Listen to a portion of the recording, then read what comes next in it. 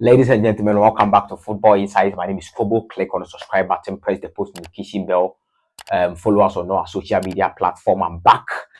It's been almost 2 weeks, let's say one and a half week. I've not posted, but I've been updating you guys on my community. So if you pay attention to my community, you will know what is going on. But I'm back, exams is 98% done. So I am back this week. It is going to be back to back updates for you guys. So make sure you click on the subscribe button, you press the post notification bell. Today we have a news about Chelsea. There is a problem. We have a news about Chelsea. This news broke out, I think, late last week. I think Thursday, Friday, and then in this particular weekend, we have had several news coming left, right, center. But there is a civil war.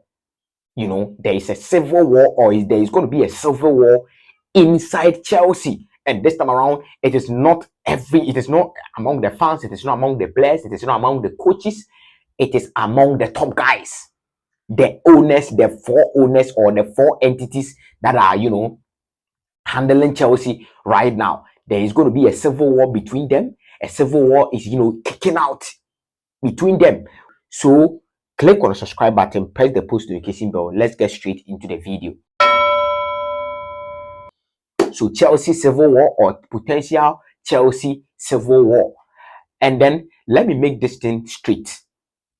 When these owners walked in, and then we saw some of the, especially the first years, the first years of this particular owners, I think they have been here for almost 3 years now. It is 2.5 years, so almost 3 years now. The first year in Chelsea was handled by BOEHLY. So he was operating as the chairman, he was operating as the, sporting director, and then you could see his plan, what he was in for. Bought Raheem Sterling, bought Koulibaly. He wanted to even bring Cristiano Ronaldo to Chelsea to even boost businesses and all of that. But Thomas Tuchel rejected that idea, and that even led to his sack when results were going down in the club. So when these owners walked in, and then BOEHLY was handling things, BOEHLY was handling both business and then sporting aspect of the club. You could see where the club was going. You could see the club wanted to bring in experienced players. They wanted to win. The players Chelsea were recruiting, they wanted to win. Just come. Of course, when they came, we had already won the Champions League, Super Cup, and then the Club World Cup. So it is always right that when you take over a club that has won the Champions League, everything, you quick start your process fast, and then you do what is right to also take the club from where they were to the top and not to the bottom. So you could see the idea of BOEHLY, what BOEHLY wanted to do. He wanted to bring in experienced players and all of that.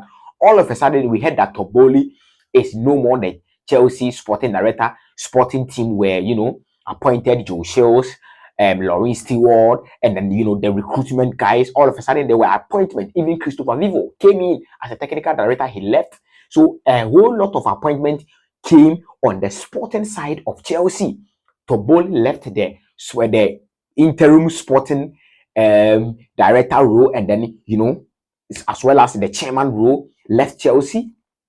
All the roles for the people or the appropriate people to also take over. So we could see after 1 year, of course, with some signings that BOEHLY did has been porous. Koulibaly, even Raheem Sterling and other signings, they has not been good. Under contract extension and all of that, it has not been good. But you could see the plan. And then he left his role as the co-sporting director and then the chairman. People were appointed, and then all of a sudden Chelsea's direction changed. And then it changed from what? Buying or signing experienced players to talent, grooming talent, picking talent from Brazil, picking talent from South America, picking talent from, let's say, Africa, Europe, across the world. And then Chelsea was, so to speak, becoming like a small club who has been, going in for a talent, Brighton, Ajax is not even a small club, my bad, but that is what they do. Dortmund, that is what they do. They are all not even a small club, but that is what they do.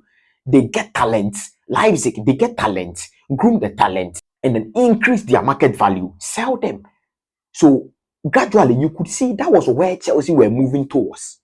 And then, we had news that now it is no more BOEHLY handling the things. It is now CLEARLAKE Capital handling the things. CLEARLAKE Capital led by Bedard Egbali, as you can see him on the screen. Bedard Egbali. He is, one of the owners of CLEARLAKE Capital. Let me tell you, CLEARLAKE Capital is a private equity firm. A private equity firm. What they do is that they manage or they buy assets, and then that asset that they bought, if they bought the asset for £1 million, they have to make sure that in 2 years time, in 3 years time, that asset is no more worth £1 million, but it is worth £2 million. So they are in for the business aspect of what they do. What they do is business. A private equity firm. Private equity firm. That is what they do. So I am not shocked when we sold Angelo Gabriel to Anna Selfo, sold him around 23 million euros. So that is like some 5 million profit for them. That is what they do. So when CLEARLAKE Capital took over, you could see where the club is going. Buying talents from America, England, across Europe, and then, their stakes, so that their stakes will be high. Then quickly they can sell them. And that is not Chelsea.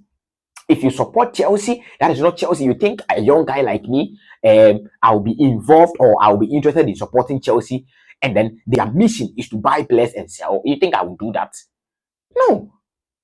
I supported Chelsea right from, kids' time, right from, 5 years, 6 years.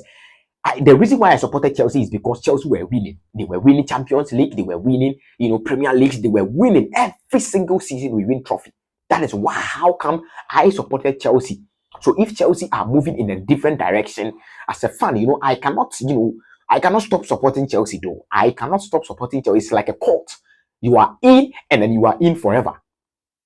But what we can do is to sit and criticize what they are doing. When you are criticizing them, someone will think you bring negative energy, you do this, you have done this, you have done that. Bro, it is not about negativity. No one wants Chelsea to lose.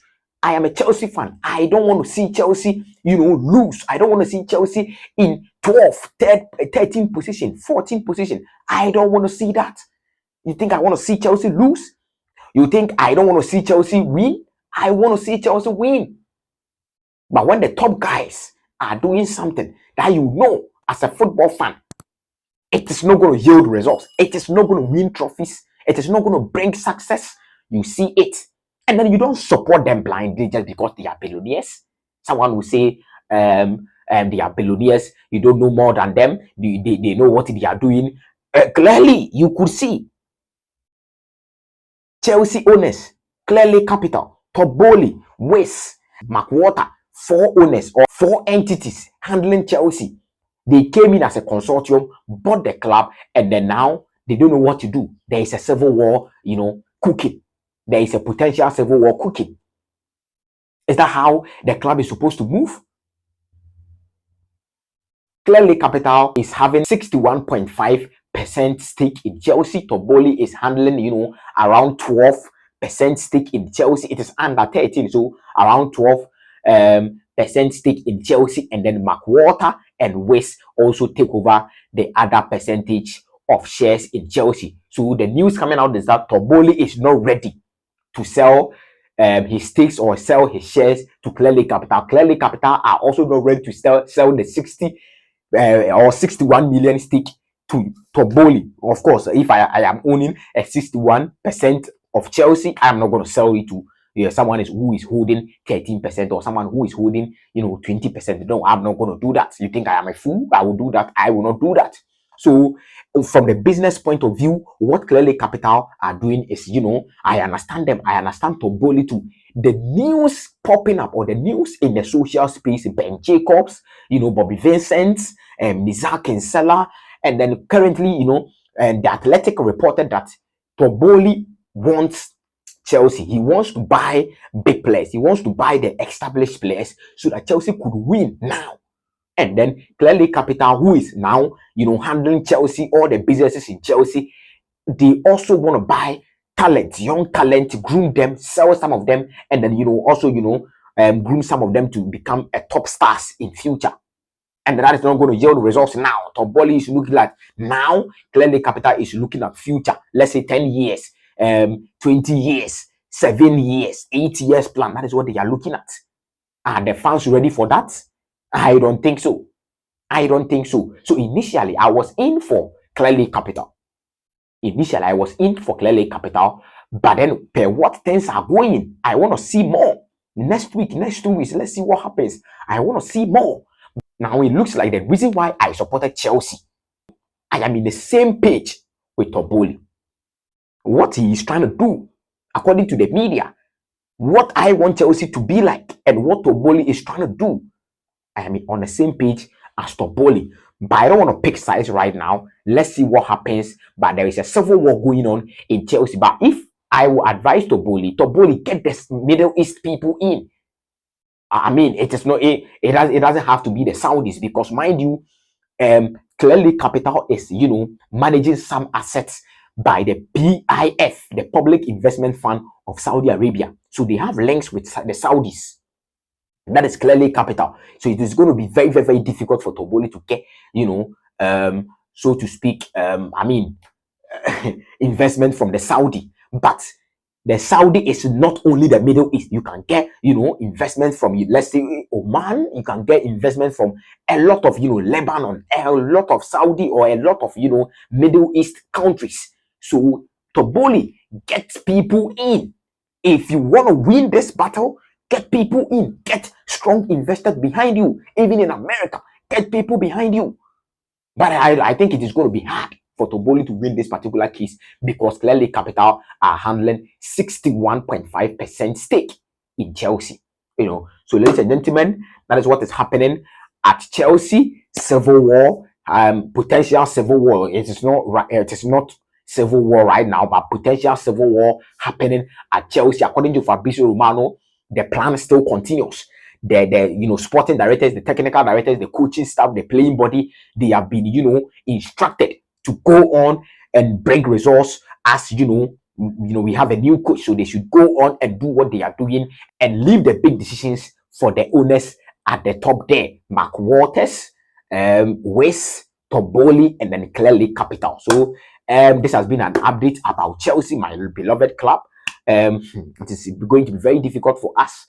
One way or the other, it will affect us on the pitch, but I'm still hoping that it will not affect us on the pitch. But let's see what happens. Click on the subscribe button, press the post notification bell. I am back to back updates coming on this particular week. This is Football Insights. I will see you in the next video. Thank you so much for your time.